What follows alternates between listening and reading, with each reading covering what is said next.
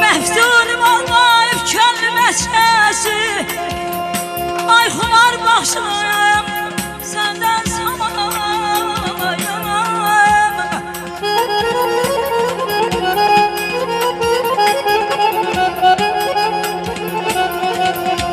sığındım eşkine, bana bir pay görmedim, bir pay görmedim.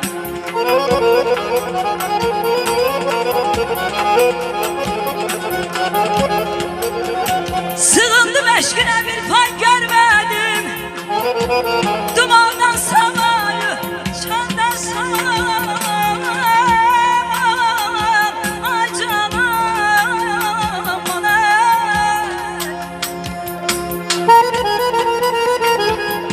Sağ ol Sevinç Hanım. Güzelleri var olsun.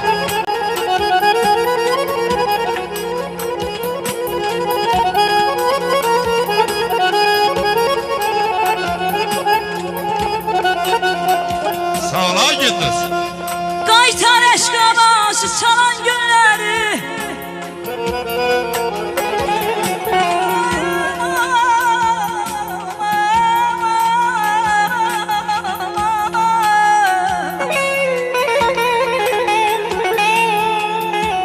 Qaytar eşqa başı çalan günləri. Əqlimin başında mayalan günləri.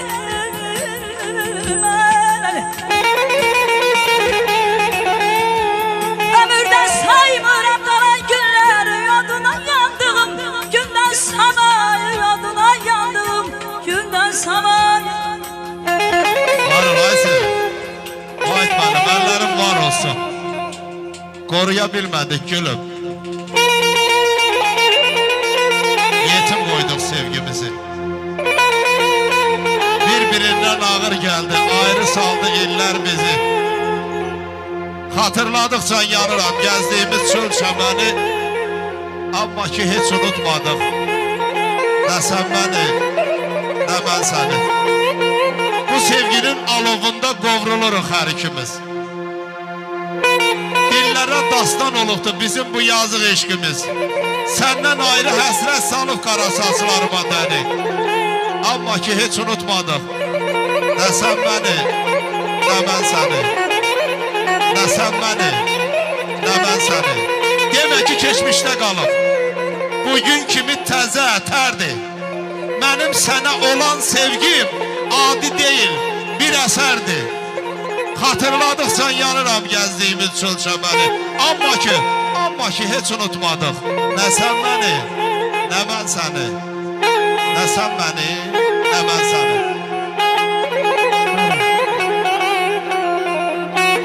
dosta. Hanı sevdasına uyduğum o ses. Hanı gürültülü alkışlar. Eşk olsun. Derde